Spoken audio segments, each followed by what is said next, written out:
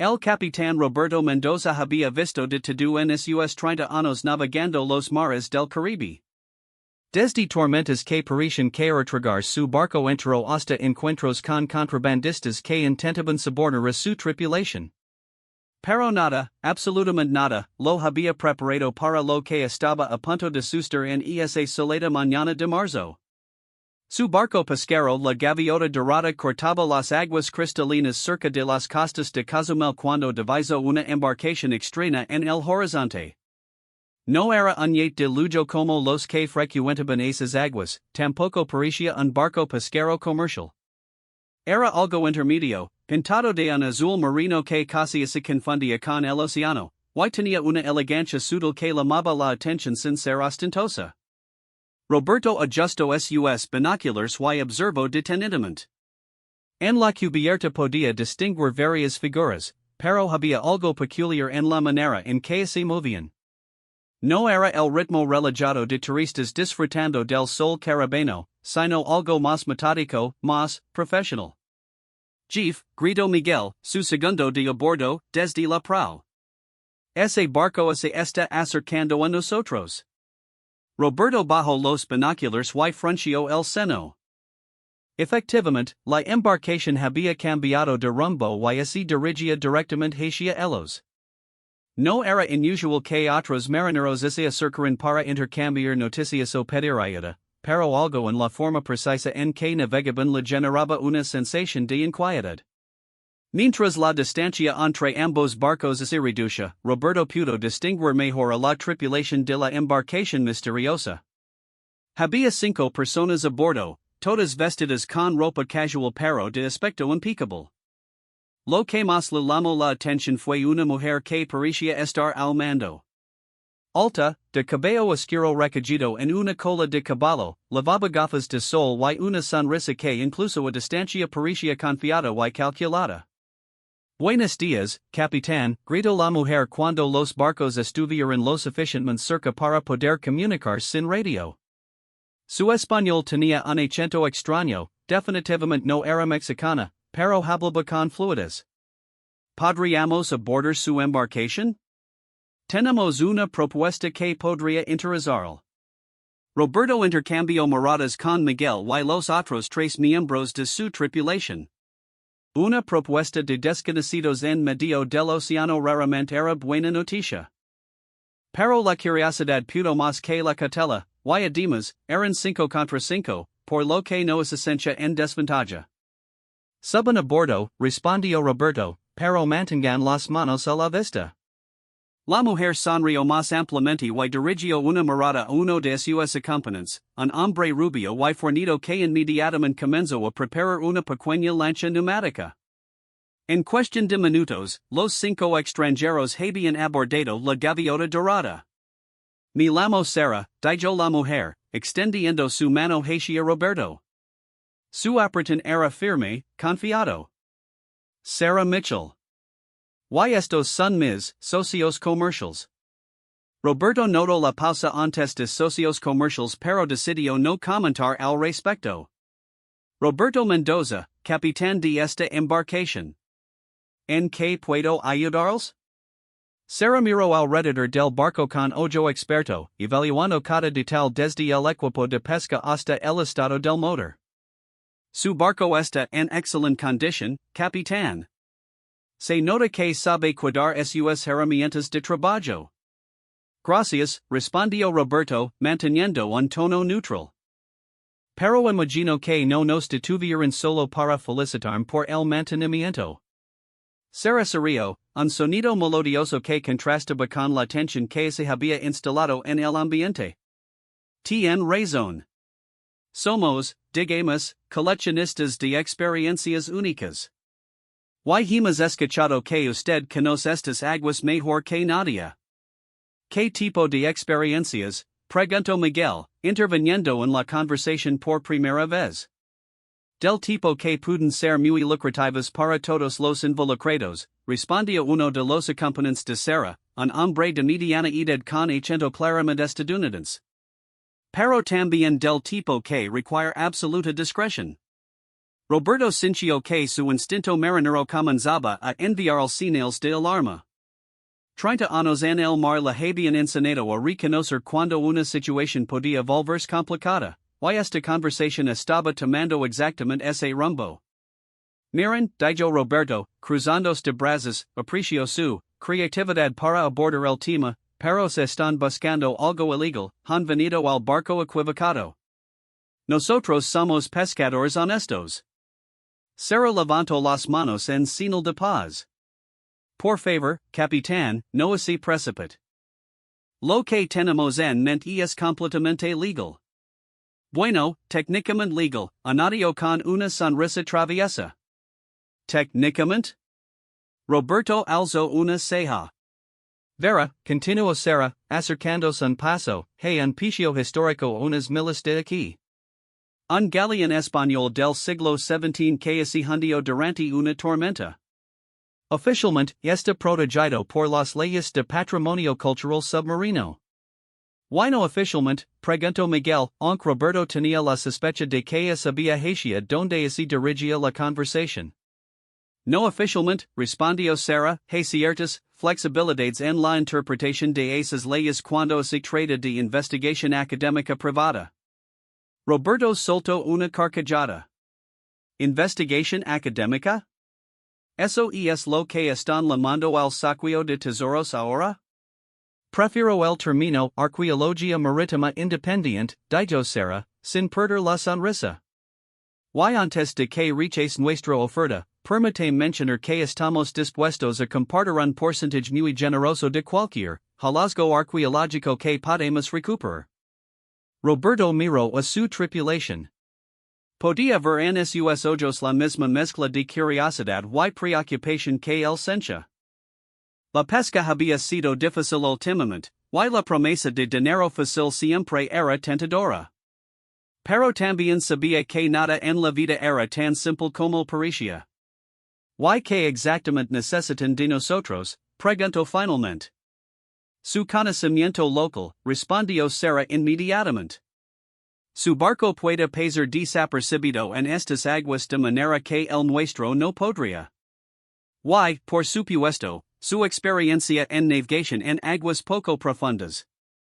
Aguas poco profundas, repitió Roberto. Ese picio no está en aguas poco profundas. Si fuera así, ya habría sido saqueado hace décadas. Sarah intercambió una mirada rápida con sus acompañantes antes de responder. Tien razón, capitán. El picio principal está a considerable profundidad. Pero nuestras investigaciones sugieren que parte del cargamento pudo haberse dispersado hacia aguas menos profundas durante el hundimiento. Roberto comenzaba a darse cuenta de que esta conversación tenía muchas más capas de las que había anticipado inicialmente. ¿Sus investigaciones? Tenemos acceso a archivos históricos que la mayoría de la gente no conoce, explicó el hombre rubio que había preparado la lancha. Documentos que detallan exactamente que lavaba ese galeón cuando se hundió. ¿Y que lavaba? Preguntó Miguel, claramente intrigado a pesar de sus reservas. Sarah sonrió como si hubiera estado esperando exactamente esa pregunta. Oro, por supuesto. Pero también algo mucho más valioso y interesante. ¿Más valioso que el oro? Roberto no pudo evitar sentirse escéptico. Para ciertos coleccionistas, sí, respondió Sarah. Mapas. Documentos navigacionales originales de la época colonial. Hay personas que pagarían fortunas por ese tipo de artefactos históricos. Roberto había escuchado historias similares antes. Siempre había coleccionistas dispuestos a pagar sumas exorbitantes por artefactos históricos, especialmente si su adquisición tenía un toque de aventura y misterio. Pero también sabía que ese tipo de operaciones raramente terminaban bien para los lugareños involucrados. Y supongo que ustedes ya tienen compradores para estos hipotéticos artefactos, dijo Roberto. Tenemos contactos interesados, admitió Sarah. Pero eso no debería preocuparlo. Su parte sería simplemente proporcionarnos transporte y conocimiento local. Una vez que recuperemos los artefactos, ustedes recibirían su porcentaje y nosotros nos encargaríamos del resto. Roberto miró hacia el horizonte, procesando la información. La propuesta era arriesgada, potencialmente ilegal, y probablemente más complicada de lo que Sara estaba sugiriendo. Pero también era cierto que la temporada de pesca había sido difícil, y el dinero prometido podría resolver muchos problemas para él y su tripulación. ¿Cuánto tiempo estaríamos hablando?, preguntó finalmente. Una semana, máximo dos, respondió Sara. Dependiendo de qué tan precisas resultan ser nuestras coordenadas. Y el porcentaje. 20% de todo lo que recuperemos, dijo Sara sin hesitar. Más un pago fijo de $5,000 por sus servicios, independientemente de lo que encontremos. Roberto sintió que Miguel y el resto de su tripulación contenían la respiración.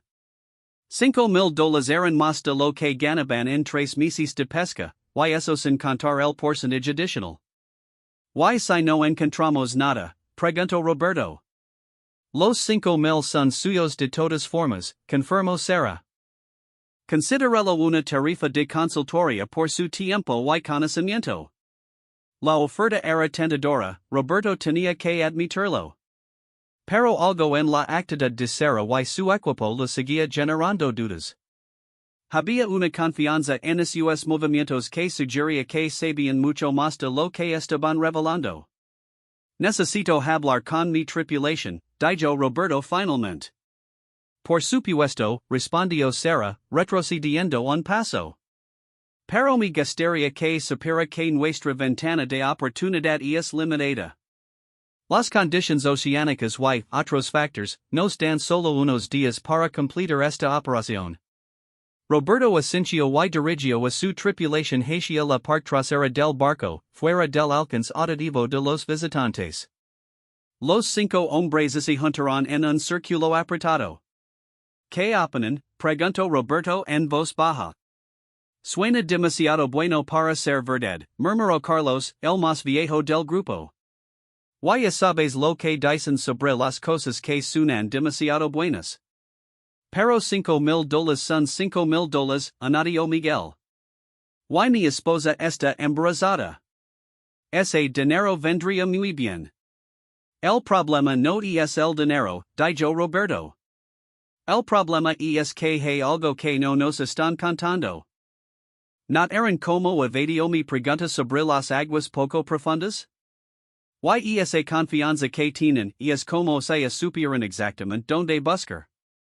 ¿Crees que ya han estado allí antes?, preguntó Javier, el más joven del grupo. Es posible, respondió Roberto. O tal vez tienen información que les da mucha más certeza de la que están admitiendo. Los 5 hombres permanecieron en silencio por un momento, cada uno perdido en sus propios pensamientos. Finalmente, fue Carlos quien habló. Roberto, tú eres el capitán. La decisión es tuya. Pero cualquiera que sea, estamos contigo. Roberto miró a cada uno de sus hombres. Eran más que una tripulación, eran familia. Habían navegado juntos a través de tormentas, celebrado buenas pescas y se habían apoyado mutuamente durante los tiempos difíciles. La responsabilidad de tomar una decisión que podría afectar a todos ellos pasaba sobre sus hombres. Mientras contemplaba sus options, Roberto notó que Sara los observaba desde el otro extremo del barco. No de manera obvia, pero había una intensidad en su postura que sugería que estaba estudiando sus reacciones, tratando de leer el resultado de su conversación. Hay algo más, dijo Roberto finalmente. ¿No eran sus equipos? Miguel frunció el seno. ¿Qué hay con ellos? Ese equipo de buceo que tienen en su barco no es estándar. Es equipamiento militar o de salvamento profesional. Y esas computadoras K6, eso no es equipo de aficionados. La observación de Roberto añadió una nueva dimensión a sus deliberaciones. Si Sara y su equipo tenían acceso a equipamiento tan sofisticado, definitivamente no eran simples cazadores de tesoros oportunistas. ¿Crees que son del gobierno? Preguntó Carlos. O de alguna organización que tiene recursos gubernamentales, respondió Roberto. Lo que significa que o están completamente respaldados legalmente, o están operando tan fuera de la ley que tienen que usar equipamiento robado o del mercado negro. La implicación de ambas posibilidades era inquietante por razones diferentes. Si estaban respaldados legalmente, ¿por qué necesitarían el secretismo y por qué estarían ofreciendo dinero a pescadores locales?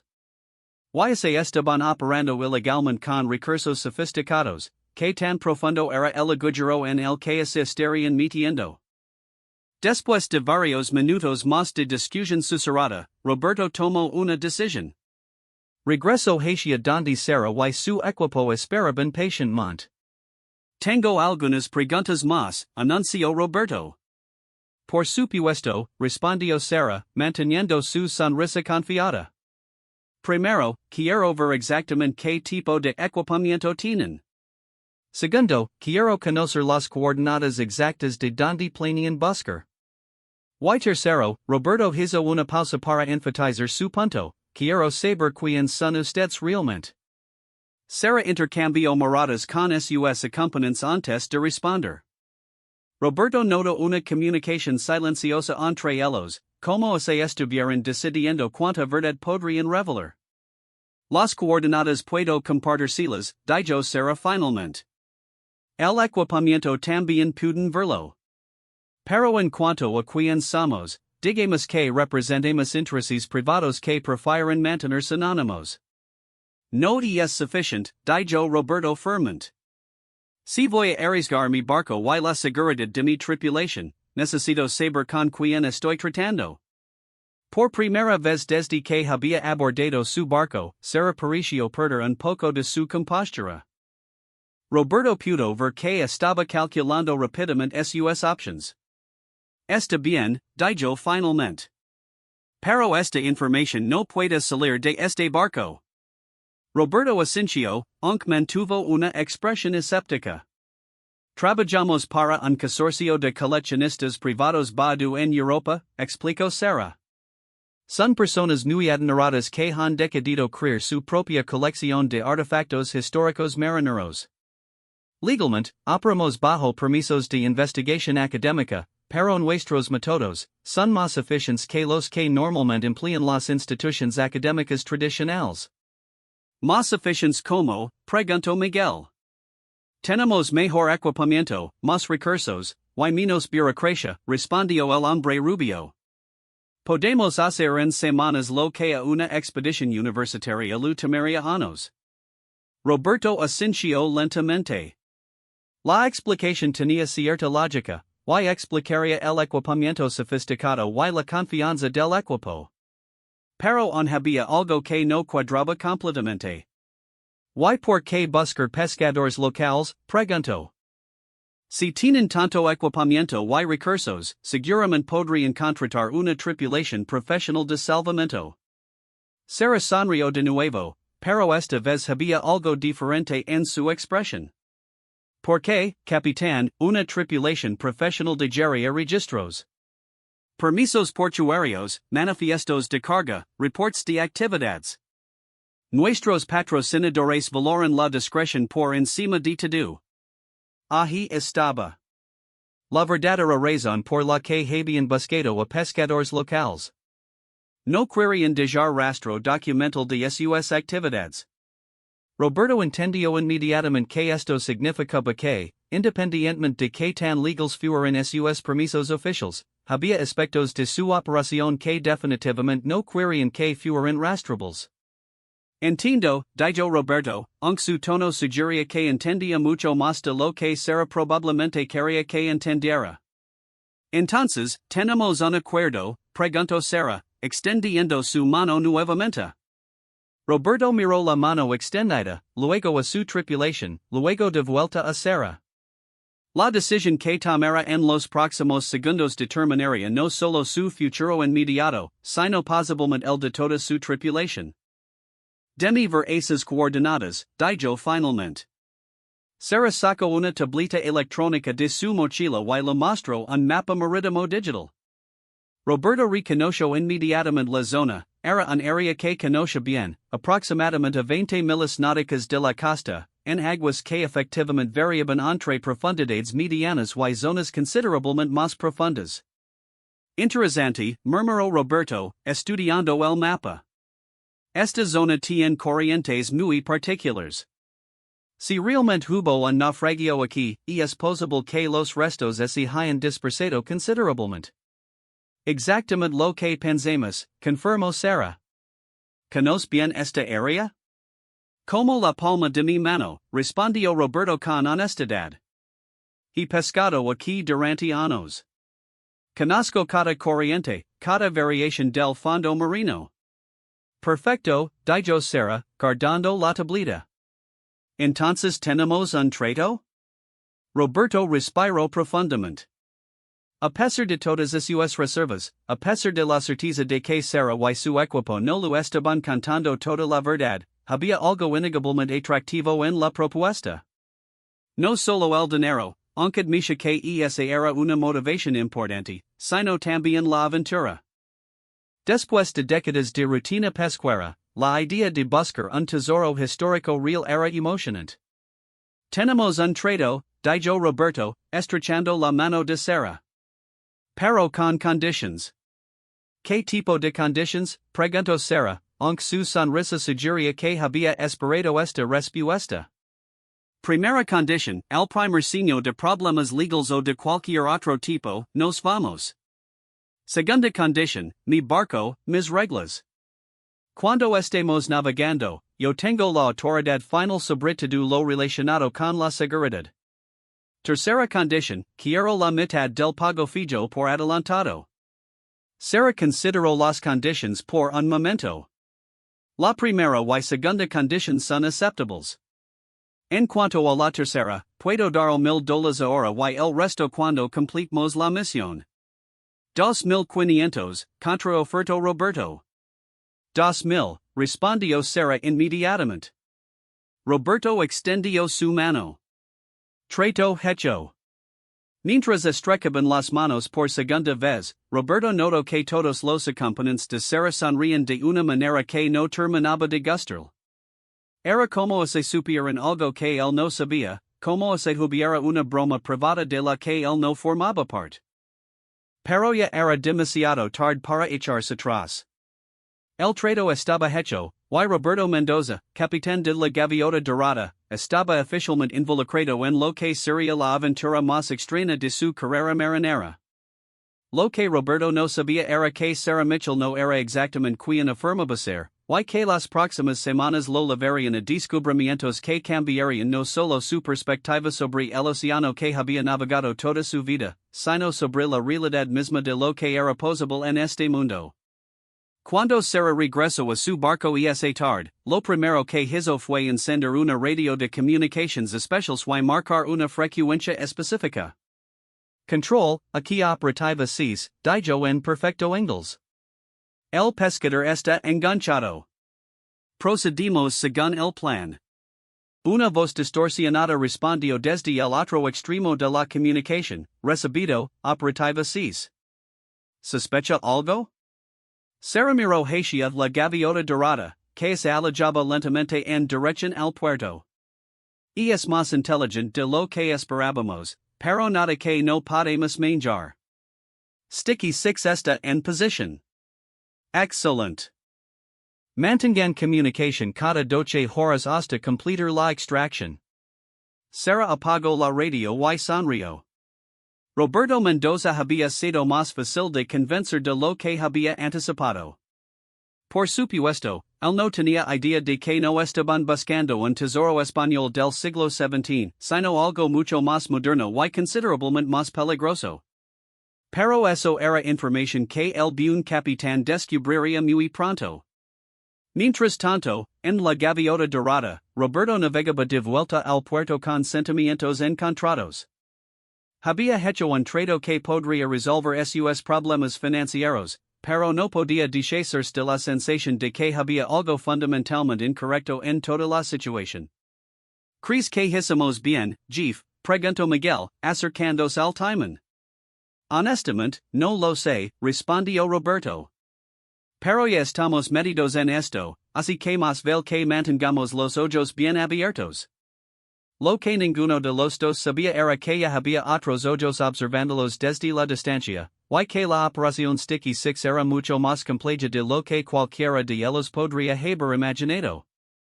La aventura apenas comenzaba, y Roberto Mendoza estaba a punto de descubrir que algunos secretos del océano eran mejores mantenidos enterrados en las profundidades. 3 días después del encuentro inicial, Roberto recibió una llamada en su radio marina justo antes del amanecer. Era Sarah, y su voz tenía una urgencia que no había estado presente durante su primera reunión. Capitán Mendoza, necesitamos encontrarnos hoy. Ha surgido una complicación. Roberto así incorporó en su camarote, instantáneamente alerta. ¿Qué tipo de complicación? Preferirías no discutirlo por radio. ¿Puede reunirse con nosotros en las coordenadas que le compartimos? Digamos en 2 horas. Roberto miró su reloj. Eran las 5:30 de la mañana. ¿Tan temprano? ¿Qué pasa? Tenemos competencia, respondió Sarah secamente. ¿Y necesitamos movernos rápido si queremos completar esto antes de que ellos lo hagan? Después de colgar la radio, Roberto despertó a su tripulación. 1 hora y media después, la gaviota dorada cortaba las aguas matutinas hacia el punto de encuentro. El mar estaba inusualmente cómodo, creando una superficie casi espejada que reflejaba los primeros rayos del sol. Cuando llegaron a las coordenadas especificadas, encontrarán no solo el barco de Sarah, sino también una segunda embarcación que Roberto no había visto antes. Era más grande que el de Sarah, de aspecto más industrial, con lo que parecía ser equipamiento de salvamento profesional visible en su cubierta. Esto no me gusta, murmuró Carlos mientras se acercaban. Roberto compartió su preocupación, pero ya estaban demasiado cerca para retirar sin parecer sospechosos. Cuando atracaron junto al barco de Sarah, ella los saludó inmediatamente, pero Roberto notó una tensión en sus movimientos que no había estado presente antes. Capitán, gracias por venir tan rápido, dijo Sarah mientras él abordaba. Quiero presentar a nuestros socios inesperados. Un hombre alto y bronceado se acercó desde la otra embarcación. Tenía unos 40 años, cabello gris en las sienes y una sonrisa que no ligaba a sus ojos. Lavaba ropa cara pero funcional, y Roberto notó inmediatamente que tenía la postura confiada de alguien acostumbrado a dar órdenes. Capitán Mendoza, dijo el hombre, extendiendo su mano. Soy David Kowalski. Represento a ciertos inversionistas que tienen un interés compartido en esta operación. Roberto estrechó la mano cauciosamente. ¿Inversionistas?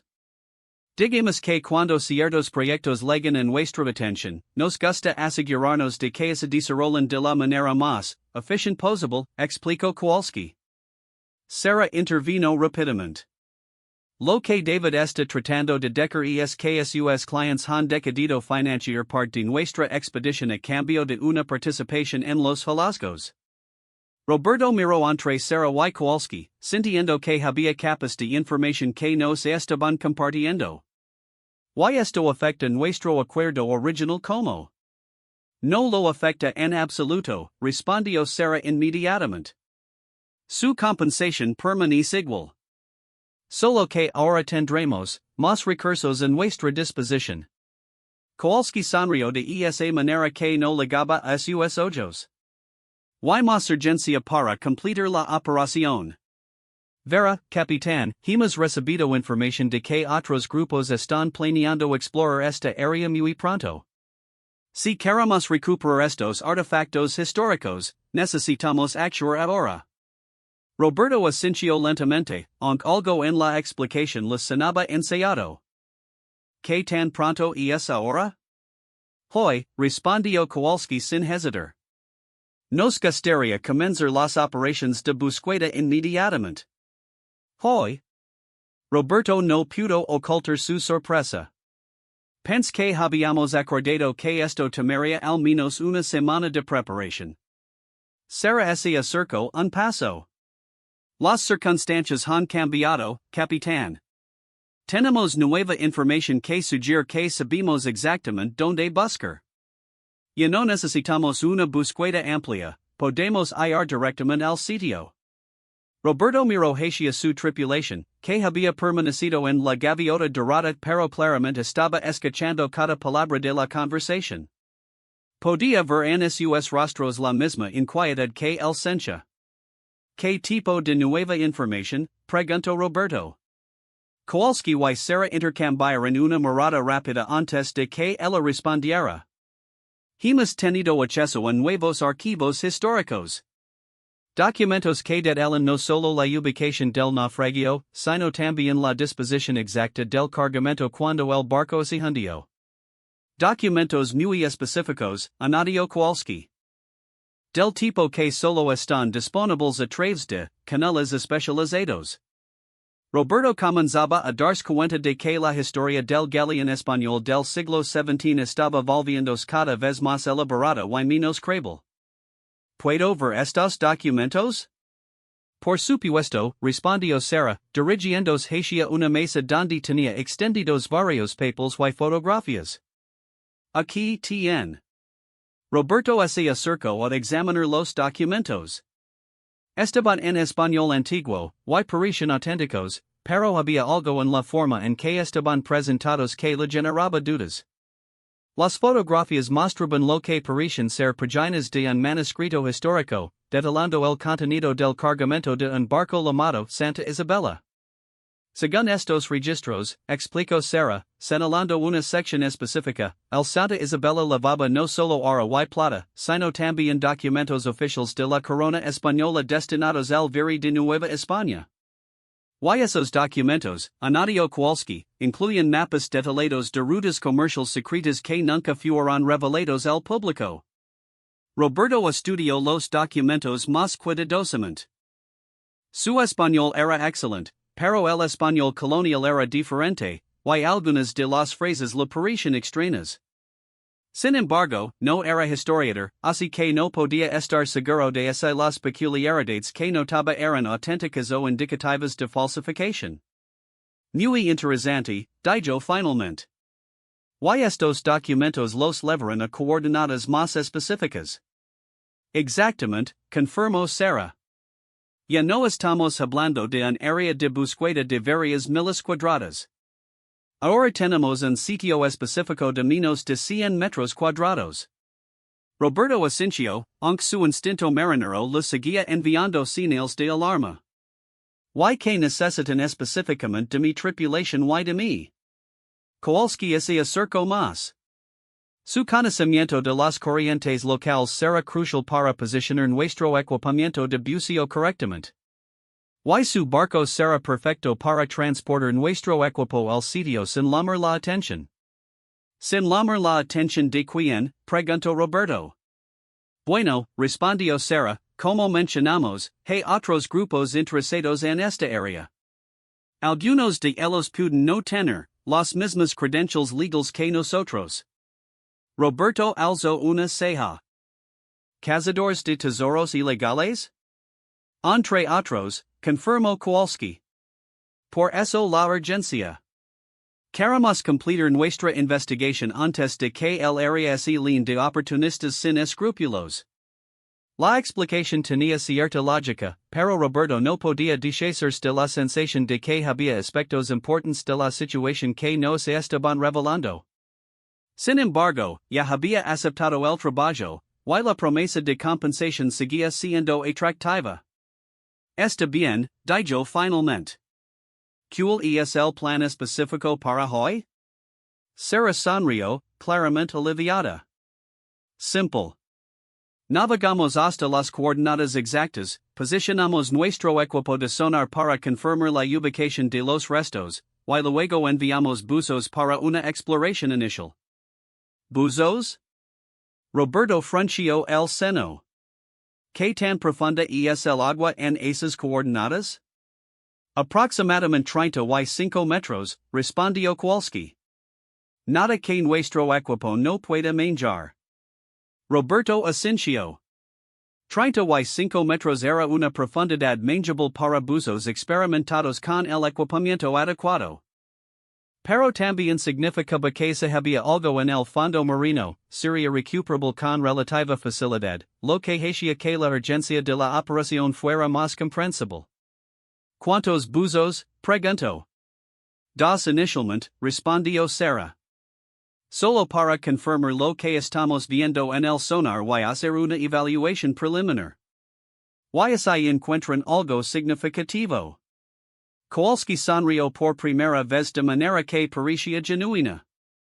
Entonces, capitán, todos vamos a tener un día muy lucrativo. Durante la siguiente hora, Roberto observó mientras el equipo de Sarah y Kowalski preparaba un arsenal de equipamiento que era considerablemente más sofisticado de lo que había visto inicialmente. Había computadoras portátiles conectadas a equipos de sonar de última generación, trajes de buceo que claramente costaban más que su barco, y una variedad de herramientas de recuperación que parecían más apropiadas para una operación militar que para una expedición arqueológica. Impresionante equipamiento, comentó Miguel, quien había abordado el barco de Sarah para ayudar con los preparativos. Solo lo mejor para nuestros inversionistas, respondió uno de los acompañantes de Kowalski, un hombre joven con acento que Roberto no pudo identificar. Mientras observaba las preparaciones, Roberto comenzó a notar pequeños detalles que añadían a su creciente sensación de que había más en esta operación de lo que se estaba admitiendo. Por ejemplo, varios miembros del equipo tenían tatuajes que parecían militares, y la forma en que manejaban el equipamiento sugería entrenamiento profesional extenso. Además, había notado que Kowalski llevaba un dispositivo de comunicación que definitivamente no era un radio marino estándar. Se parecía más el tipo de equipamiento que había visto usar a la Guardia Costera durante operaciones de seguridad nacional. ¿Listos para partir? Preguntó Sarah, interrumpiendo sus observaciones. Roberto Asensio y regresó a su barco. Durante los siguientes 30 minutos, las tres embarcaciones navegaron información hacia las nuevas coordenadas que Sarah había proporcionado. Roberto notó que el rumbo los llevaba a un área que conocía bien, pero que raramente visitaba porque las corrientes allí eran particularmente traicioneras. Jeff, murmuró Carlos, acercándose al timón, ¿te has fijado en cómo navegan? Roberto había notado exactamente lo que Carlos estaba observando. Tanto el barco de Sarah como el de Kowalski se movían con una precisión que sugería equipamiento de navegación militar. No era la navegación aproximada de cazadores de tesoros aficionados, era la navegación exacta de profesionales con acceso a GPS de grado militar.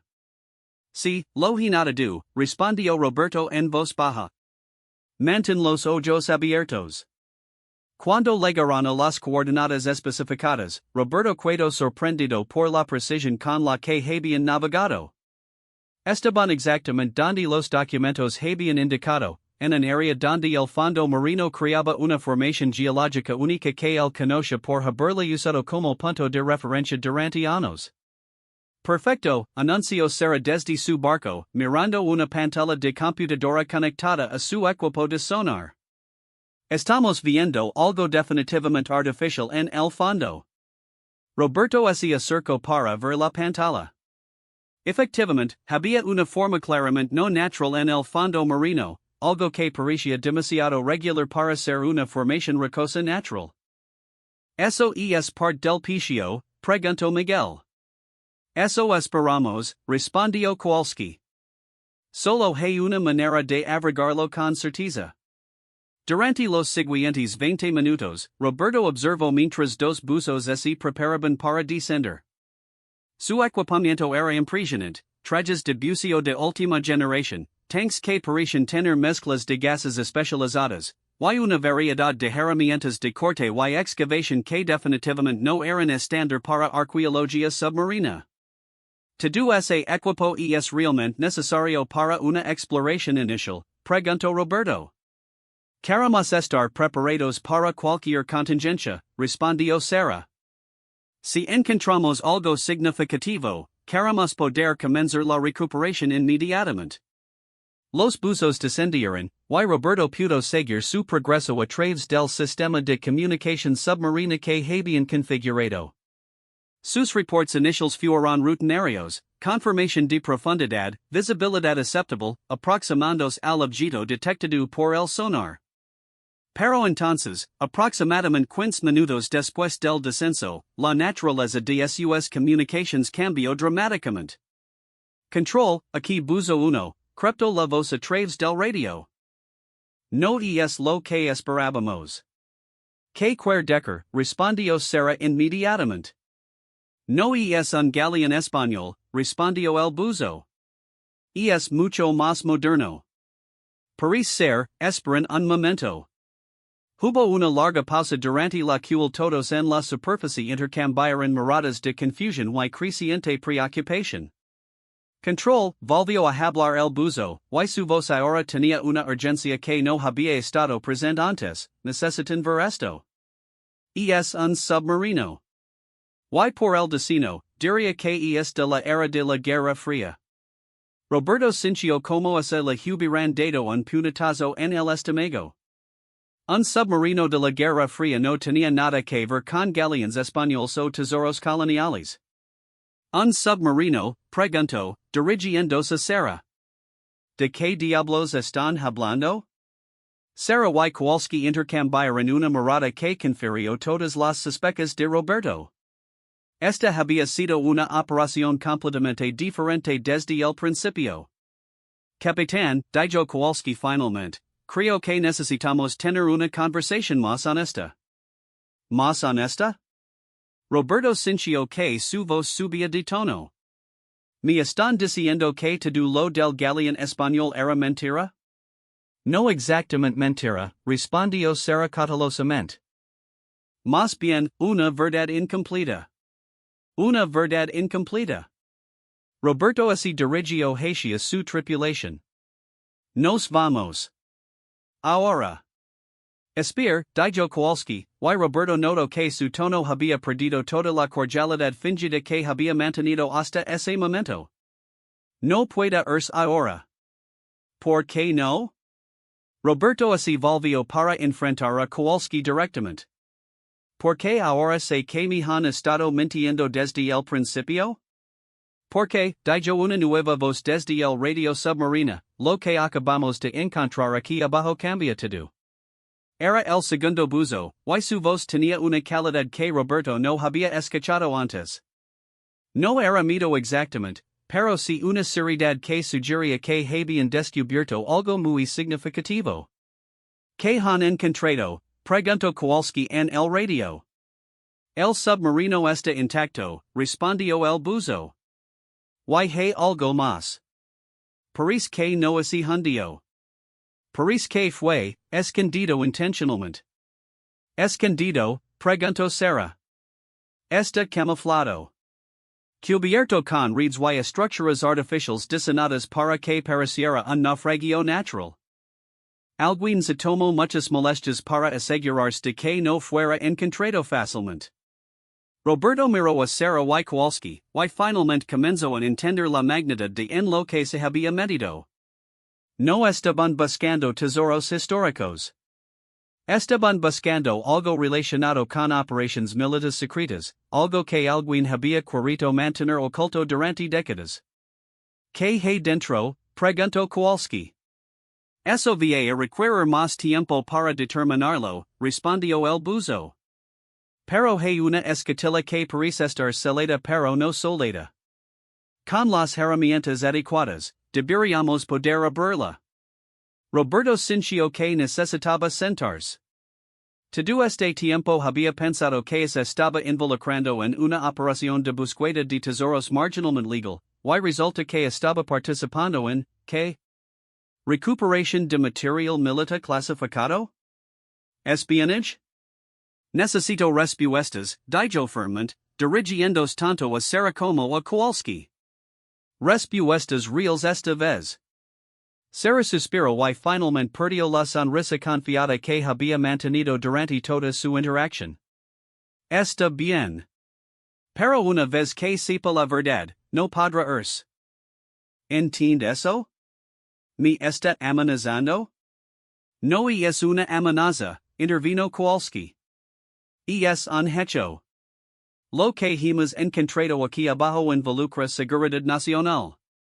Una vez que se testigo de esta operación, estará sujeto a ciertas obligaciones de confidencialidad. Roberto miró a su tripulación, que había permanecido en silencio pero claramente estaba siguiendo cada palabra de la conversación. Podía ver en sus rostros la misma comprensión gradual de que se habían metido en algo mucho más profundo de lo que habían anticipado. ¿Why así me niego a continuar? Preguntó Roberto. Bueno, dijo Kowalski, why por primera vez su sonrisa parecía genuinamente amenazante, esa no es realmente una opción en este punto.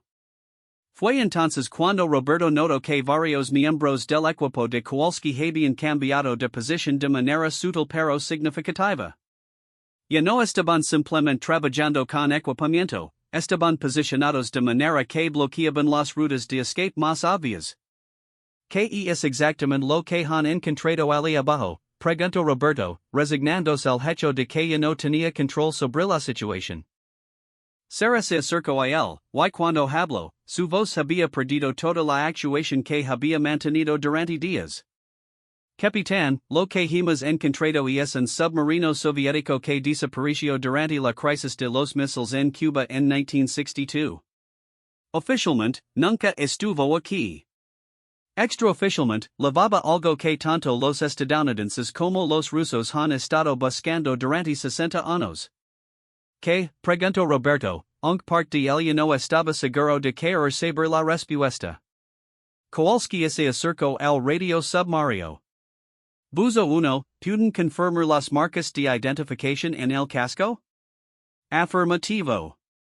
Números de serie consistentes con el K236, reportado como perdido en octubre de 1962. Roberto sintió que el mundo se volvía surrealista. Estaba participando en la recuperación de un submarino perdido de la Guerra Fría, en aguas territoriales mexicanas, con un equipo que claramente tenía conexiones gubernamentales pero operaba fuera de canales oficiales. ¿Why que llevaba ese submarino que es tan importante? Preguntó. Sara y Kowalski intercambiaron otra mirada antes de que ella respondiera. Códigos, dijo simplemente.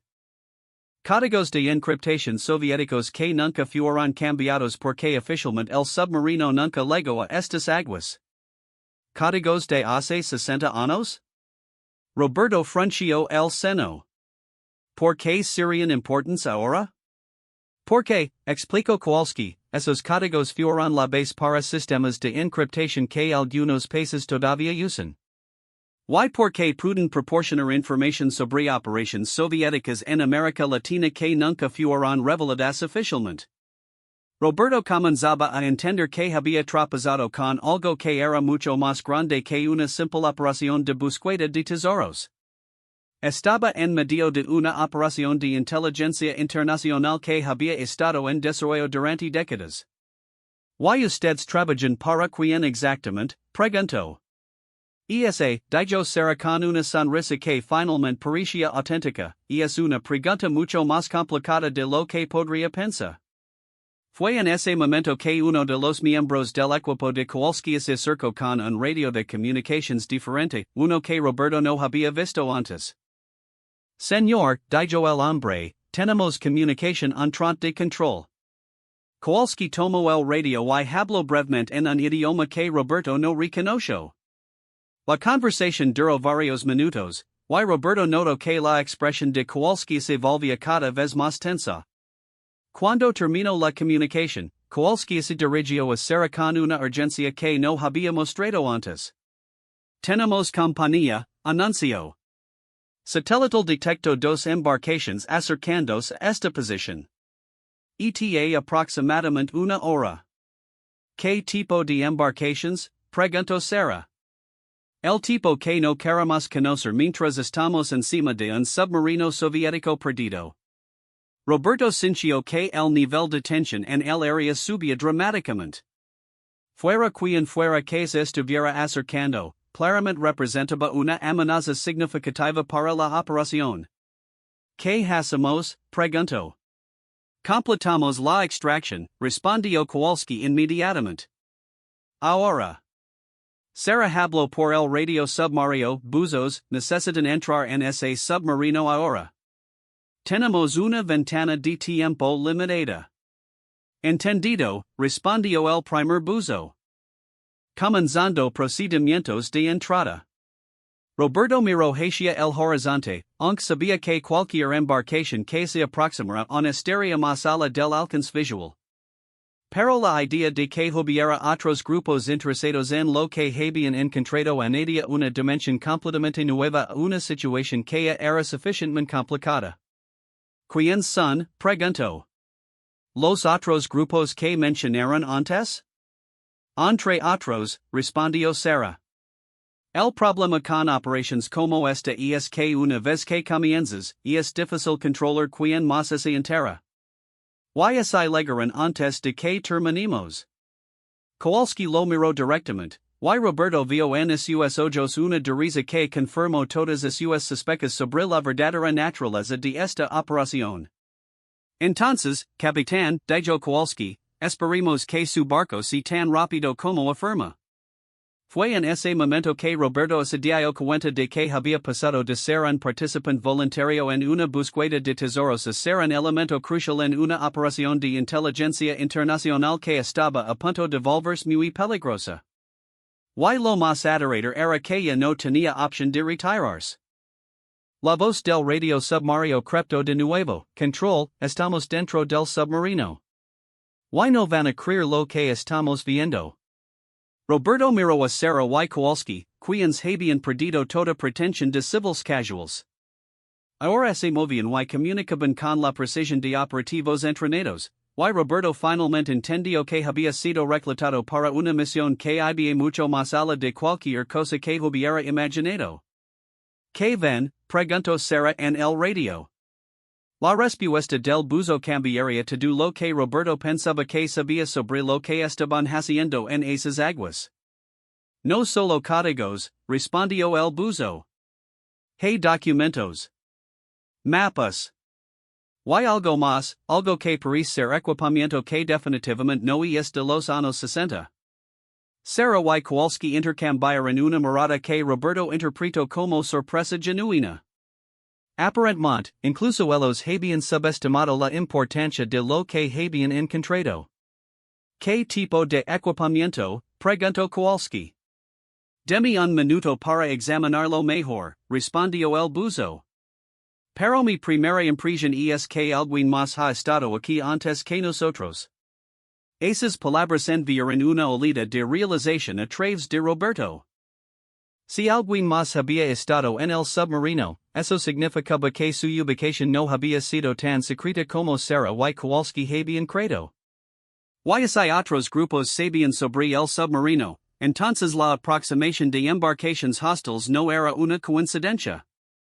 Era una carrera, y Roberto acababa de darse cuenta de que él y su tripulación estaban atrapados en el medio de la voz del buzo volvió a cruzar las ondas radiales con una urgencia que hizo que todos en la superficie se tensaran. Control, tienen que escuchar esto. Hay evidencia de entrada forzada reciente. Muy reciente. Diría que no más de 72 horas. Roberto sintió que su sangre se helaba. 72 horas significaba que alguien había estado en el submarino justo antes de que Sarah hubiera contactado por primera vez a su tripulación.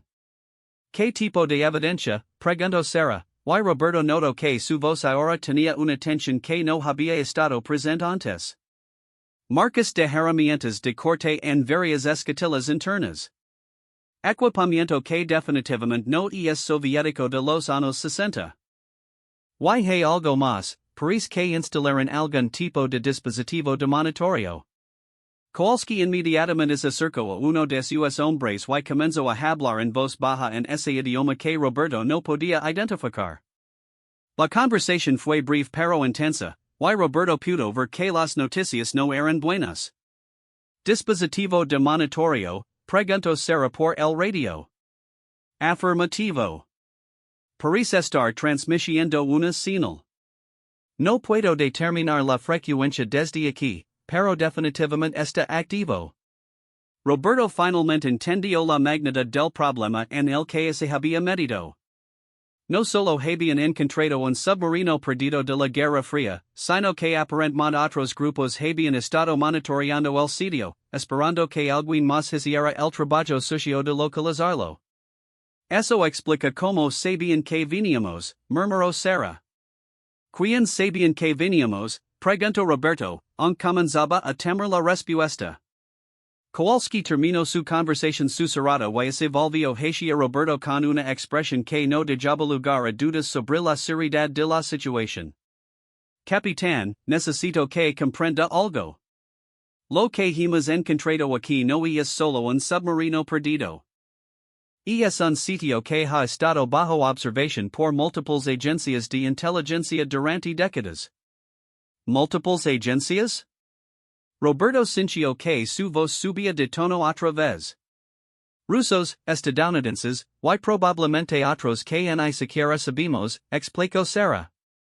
Todos esperando que alguien más tomara el riesgo de localizarlo y explorarlo. Roberto miró hacia su tripulación, que había permanecido en su barco pero claramente estaba siguiendo la conversación.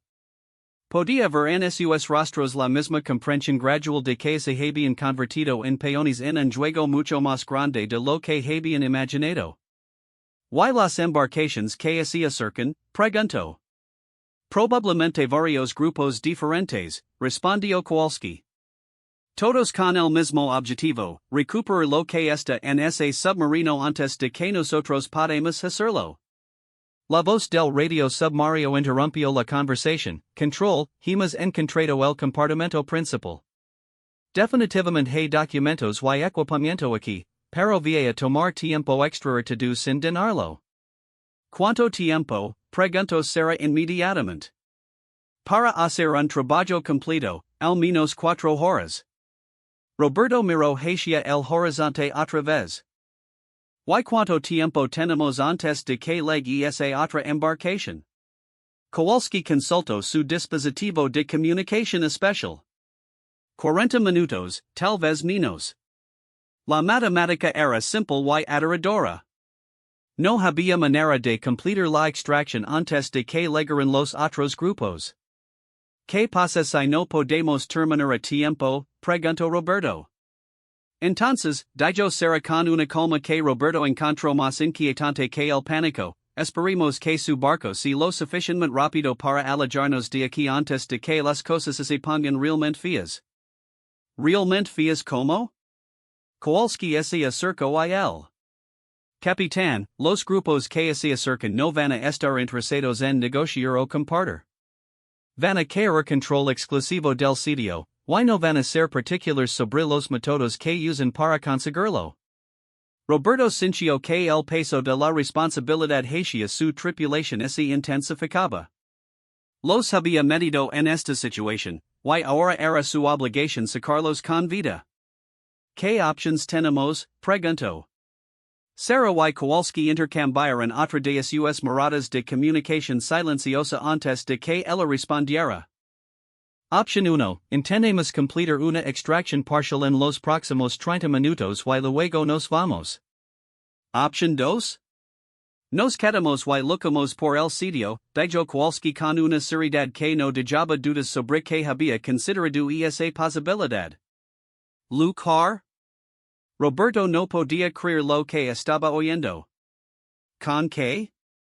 Somos pescadores, no soldados. Ustedes son pescadores, corrigió Kowalski. Nosotros somos otra cosa. Fue entonces cuando Roberto notó que varios miembros del equipo de Kowalski habían comenzado a descubrir equipamiento que definitivamente no era para arqueología submarina. Había armas, equipos de comunicación militar, y lo que parecía ser equipamiento de combate acuático. ¿Quiénes diablos son ustedes? Preguntó Roberto. Esa, dijo Sarah, es una pregunta que voy a tener que esperar hasta que salgamos de esta situación. La voz del radio submarino interrumpió la conversación una vez más. Control, tenemos un problema. El dispositivo de monitoreo que encontramos, no es solo un transmisor paivo. Parece ser algún tipo de sistema de defensa automatizado. Que quiere decir, preguntó Kowalski inmediatamente. Quiero decir que cuando tratamos de remover algunos de los documentos, el dispositivo activo algún tipo de protocolo de seguridad. Estamos viendo luces de advertencia y hay un sonido como de cuenta regresiva. Roberto sintió que su estómago se hundía. ¿Cuenta regresiva? ¿Pueden salir de allí inmediatamente? Preguntó Sara por el radio. Estamos intentándolo, pero el dispositivo también activo algún tipo de sistema de bloqueo. Las escotillas que usamos para entrar ese han celado. La situación acababa de pasar de complicada a potencialmente mortal. No solo tenían embarcaciones hostiles acercándose, sino que sus buzos estaban atrapados en un submarino con algún tipo de sistema de defensa activado. ¿Pueden cortar su salida? Preguntó Kowalski. Estamos intentándolo, pero va a tomar tiempo. Y si lo que si esta cuenta regresiva, no parece que tengamos mucho. Roberto se dirigió hacia su tripulación. Miguel, Carlos, preparen el barco para salir de aquí inmediatamente. ¿Y los buzos? Preguntó Miguel. Vamos a sacarlos, respondió Roberto, aunque honestamente no tenía idea de cómo. Sara se acercó a él. Capitán, ¿hay algo más que necesitas saber? ¿Ahora qué? El motivo por el que sabíamos tan específicamente dónde buscar no era por documentos históricos. Roberto la miró fijamente. Entonces, ¿cómo? ¿Por qué hemos estado rastreando las transmisiones de ese dispositivo de monitoreo durante meses? Sabíamos que alguien había encontrado el submarino, pero no sabíamos quién. La implicación era clara y aterradora.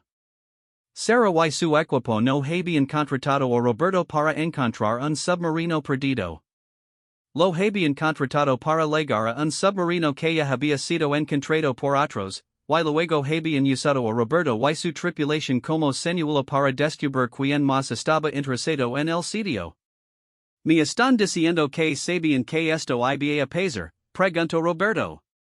Sabíamos que era probable, admitió Sara. Pero era la única manera de llegar al submarino antes de que otros grupos completaran su propia extracción. Roberto sintió una olida de furia que casi lo abrumó.